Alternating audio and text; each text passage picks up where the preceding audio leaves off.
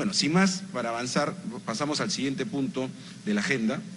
Y nuestro segundo tema de debate se refiere a la minería ilegal. Ahora sí vamos a entrar en la minería ilegal un poco más en detalle, en América Latina, en el Caribe, obviamente, y Europa. El combate del mercado ilegal y su impacto en la seguridad. Para hablar de esta cuestión tenemos con nosotros a un invitado especial, que se trata del señor José Ignacio Beteta Bazán, presidente de la Asociación de Contribuyentes del Perú y director del Centro de Desarrollo Integral CENDEIT, que además es un valiente, además que una persona que se enfrenta, comunica en los medios y hace una lucha frontal contra la minería ilegal, siendo una persona de nuestra sociedad civil. Bienvenido, José Ignacio, un gusto tenerte por acá. Gracias, congresal Galarreta, por la invitación, por la dirección de esta mesa, este grupo de trabajo. Gracias a todos los miembros de la mesa directiva. Voy a tratar de enfocarme en el tema de la minería ilegal, que es un tema específico en el Perú, de manera que pueda servir, ojalá, como un ejemplo de un caso para sus países y para la región en cuanto al rol del Estado. ¿Qué pasa cuando el Estado no funciona bien o no pone las reglas de juego correctamente en un tema tan crucial como este? En primer lugar, adelante por favor. Voy a pasar rápido para no pasarme también del tiempo. ¿Quién dirige la presentación para que la pasen, chicos? Dale, un par más, por favor. Ahí está. Hoy en día tenemos en el Perú un problema con la minería ilegal, que es un problema de política pública. En el año 92 se generó un régimen de concesiones que buscaba ordenar correctamente, y lo hizo, la minería formal, principalmente la gran minería. Sin embargo, a lo largo del tiempo esta ley no fue complementada, no fue enriquecida, digamos, no fue desarrollada más. Entonces, en los siguientes años se mantuvo una presencia de operadores mineros pequeños, artesanales, en las concesiones ya otorgadas por el Estado. Cuando explota el tema en el país, no cuando están ahí presentes en las concesiones, la gran minería permitió que esto ocurra durante más de 20, 25 años, sino cuando el precio de oro se dispara a límites ya insospechados, ¿no? Con la onza a $3.200, $3.300. Y si suman a eso el COVID, la pobreza en el Perú, que ha sido un problema que ha retrocedido, estamos en niveles de pobreza parecidos al año 2011, 2012, post-COVID, entonces eso se ha convertido en una actividad económica absolutamente rentable. Ya venía lo que decía el exministro Valdés, hay un incentivo económico y una lógica de mercado. Esto no solamente es un problema de política pública, pero en primer lugar tenemos una ley de concesiones que permitió la superposición, es decir, que en el subsuelo existan minerales que son propiedad, entre comillas, del Estado, pero que en el suelo existan una serie de comunidades. Demográficamente e históricamente el Perú es un país sumamente disperso, con una dispersión demográfica tremenda, yo creo que la más dispersa de Latinoamérica, y además con problemas territoriales o una geografía bastante desafiante. Siguiente, por favor. ¿Qué está pasando hoy en día entonces? Al este problema, y un par más, por favor, al este problema no haber sido atendido de la manera correcta, estamos viendo dos actores que están enfrentándose en este momento. Y los dos actores supuestamente con intereses legítimos. La gran minería formal, que ha lanzado toda una campaña de comunicación para poder tratar de buscar la eliminación del sistema de formalización minera, que en el Perú se llama Reinfo, ¿no? Esta campaña de comunicación es muy, muy grande, y lo que están haciendo es decir, todos los mineros informales pequeños son de alguna manera parte o pertenecen a la minería ilegal, ¿no? Es una campaña de comunicación que está en curso en este momento. Los intereses de la gran minería, repito, son legítimos. Sobre sus concesiones hay infinidad de pequeños operadores mineros que están usufructuando lo que a ellos les corresponde, por ley. Del otro lado, tienes más de 86.000 reinfos, los llamamos así, que son estos operadores mineros que han logrado un registro que supuestamente los iba a llevar a la formalización. De estos 86.000 se calcula que solo 3.000 cumplen con los requisitos para ser formalizados. Los otros 82.000, 83.000 son en verdad ilegales encubiertos. Sin embargo, todos ellos operan de una manera socialmente perfecta. ¿Por qué digo esto, aunque suene un poco polémico? Porque son 1.5 millones de peruanos que trabajan directamente o indirectamente para estos pequeños mineros artesanales. 1.5 millones de peruanos es el cálculo. Viven de eso, luego ganan un dinero, luego construyen con eso veredas, pistas en los pueblos más alejados del país. Y no solo eso, muchos de ellos antes eran agricultores que podían ganar 500 o 1000 soles, 150, 200 dólares en promedio, cosechando habas o algún tubérculo, y ahora pueden ganar 2.500 o 3.000 dólares al mes. ¿Cómo vences eso con una ley o con una norma? Pero tenemos evidentemente 25 o 30 años tolerando este sistema. Siguiente, por favor. En términos de seguridad, entonces, cuando tú ves un negocio tan rentable, ya no solamente son pequeños mineros artesanales o informales. Se calcula que solo en una región del norte del país, del Perú, La Libertad, operan entre 15 y 20 mafias y organizaciones criminales, y muchas de ellas internacionales. Una de ellas las mencionó el exministro, el Tren de Aragua. Pero no solo eso, sino que ya se están encontrando conexiones entre infiltrados, ciudadanos o espías iraníes en estas regiones que llegan o de Venezuela o de Bolivia y que son parte de este entramado económico.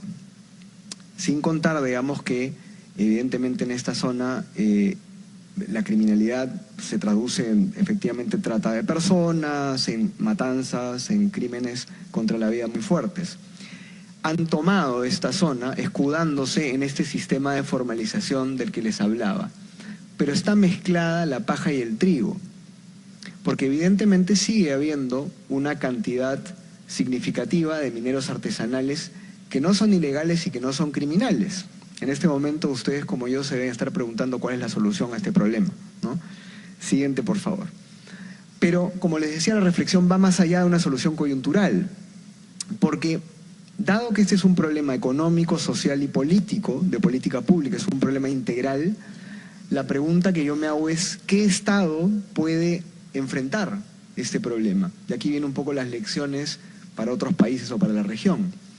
Si uno no tiene un Estado fuerte, sólido, no fuerte en el sentido de grande y burocrático, sino fuerte en el sentido de institucional, legítimo, eficiente, transparente, que genere oportunidades de riqueza, de prosperidad, evidentemente estos problemas sociales van a seguir creciendo. El Estado peruano, en los últimos años, lamentablemente, con el mayor esfuerzo seguramente de muchos políticos bien intencionados, ha desperdiciado muchísimo dinero, no es un conjunto de instituciones confiables y, como les mencionaba inicialmente, nuestra economía es muy informal. Pero esa informalidad ha hecho que el ciudadano peruano no necesite del Estado también, entonces vive en una situación de soledad y de abandono prácticamente voluntario. El tejido empresarial peruano es principalmente pequeño, no es formal, es informal en su mayoría, y por lo tanto tenemos un Estado ausente. Pero repito, no es un Estado ausente porque falta intervención del Estado, es un Estado ausente porque no tienes un Estado que te da seguridad, como mencionaba también un parlamentario hace poco, y por lo tanto no te da libertad para poder desarrollarte y para poder crecer y para buscar prosperidad. Siguiente, por favor. Estos son gráficos de dos instituciones privadas. Una de ellas, más de corte de libre mercado, tirada a la derecha, es el Instituto Peruano de Economía, que muestra, digamos, la dificultad que tienen los peruanos de confiar en nuestras instituciones. Ven ahí los gráficos y los números son claros. Siguiente, por favor. Y este es otro centro de investigación. Siguiente. Ay, no, perdón. Yo estoy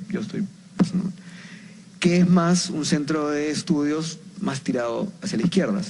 Ambos coinciden en que el sistema de justicia en el Perú, que yo creo que es uno de los principales sistemas a reformar, no tiene la confianza del 75 al 80% de los peruanos. Siguiente. Y entonces, ¿qué va a pasar en el Perú en el 2026 cuando lleguen las elecciones? Con esta anomia, digamos, o con esta falta de representación en el Estado de parte de los ciudadanos. Y vuelvo al comienzo, ¿no?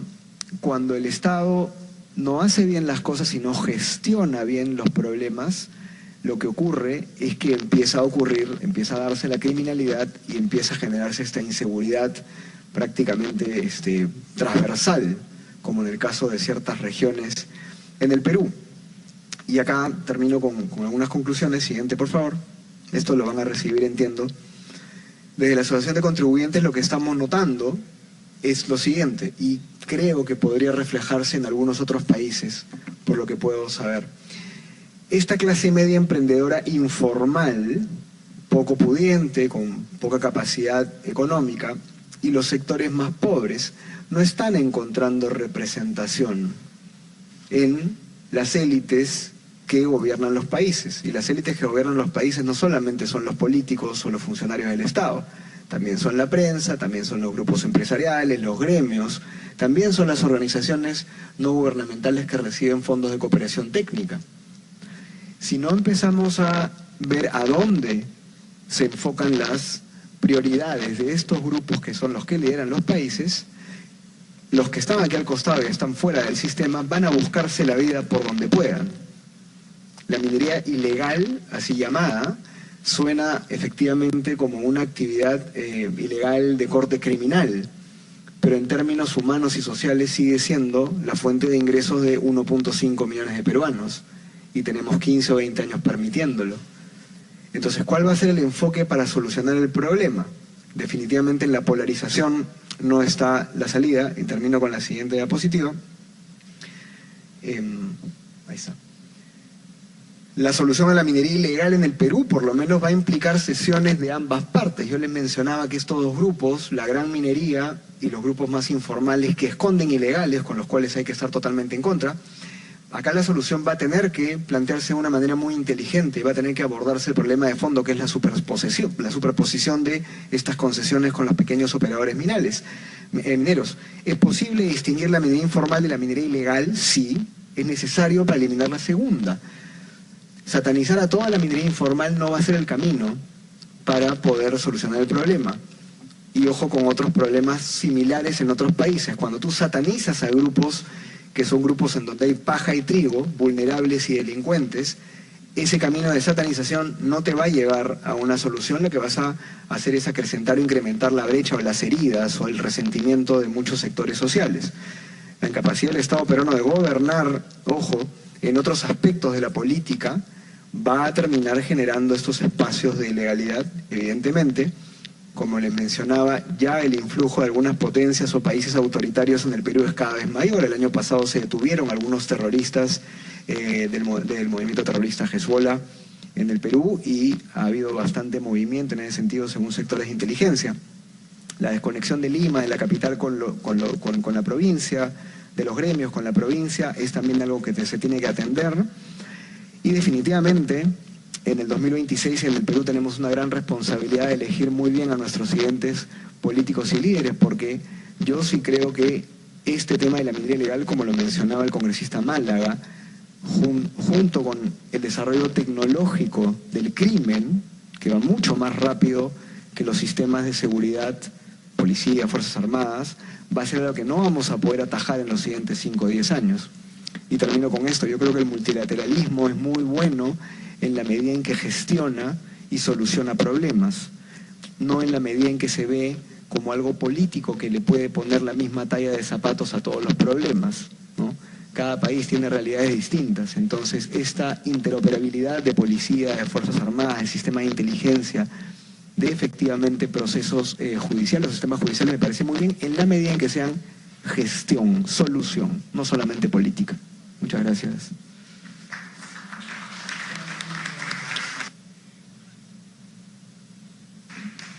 Muchas gracias a José Ignacio Beteta Bazán. Y si es que alguno de los señores parlamentarios quiere hacer uso de la palabra. ¿Está perfecto? ¿Sí? Muy bien, creo que ha sido bastante contundente. Lo que pasa es que estamos corriendo con el tiempo, sino encantado, congresista. Bueno, entonces agradecemos nuevamente a los 3 expositores por su presencia, por su información, y creo que José Ignacio, nos dejas también tu presentación. Muchísimas gracias. Muchas gracias. Entonces, para que puedan... Vamos a avanzar rápidamente, porque estamos con el reloj. Queremos